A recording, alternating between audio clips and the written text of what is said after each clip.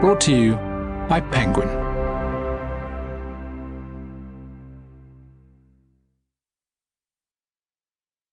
The Ruling Class by Jennifer Lynn Barnes. Read by Cassandra Morris. Chapter 1. As far as I could tell, my history teacher had 3 passions in life: quoting Shakespeare, identifying historical inaccuracies in cable TV shows, and berating Ryan Washburn. 1863, Mr. Washburn. Is that so hard to remember? Abraham Lincoln signed the Emancipation Proclamation in 1863. Ryan was a big guy, a little on the quiet side, a little shy. I had no idea what it was about him that had convinced Mr. Simpson he needed to be taken down a notch, or 7. But more and more, this was how history class went.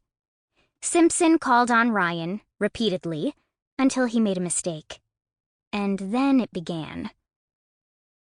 As Mr. Simpson railed on, Ryan stared at his desk, his head bowed so far that his chin gouged his collarbone.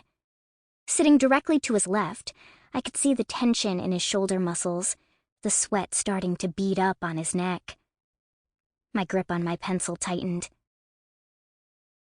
"Where is that incredible promise I hear from my colleagues chatting about in the teacher's lounge?"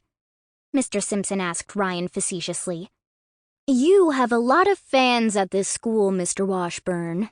Surely they can't all be mistaken about your intellectual capacity. Perhaps the emancipation of every enslaved human being in this country is simply not significant enough to merit a student of your remarkable caliber taking note of the date?" "I'm sorry," Ryan mumbled. His Adam's apple bobbed. Something inside me snapped. "It wasn't all of the slaves," I said evenly.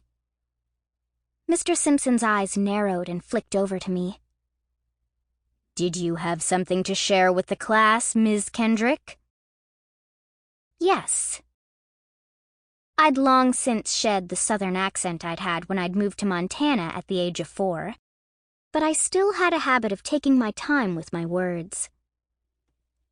"The Emancipation Proclamation," I continued, at my own languid pace, "only freed slaves in the Confederate States. The remaining 900,000 slaves weren't freed until the ratification of the 13th Amendment in 1865. A muscle in Mr. Simpson's jaw ticked. "The fool doth think he is wise, Miss Kendrick, but the wise man knows himself to be a fool." I'd been up working since 5 that morning. Beside me, Ryan still hadn't managed to raise his gaze from his desk. I leaned back in my seat. "Methinks the lady doth protest too much." "Want to tell me why you're here?" The guidance counselor scrolled through my file. When I didn't provide an immediate answer, she looked up from the computer, folded her hands on the desk, and leaned forward. "I'm concerned, Tess. If you're talking about the way Mr. Simpson victimizes his most vulnerable students, I am too." The words victimize and vulnerable were guidance counselor kryptonite.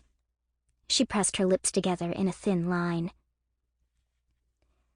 "And you think inappropriate back chat," she read the phrase off the slip Mr. Simpson had written me, "is the most constructive way of expressing your concerns?" I decided that was a rhetorical question. "Tess, this time last year, you were on the girls' track team.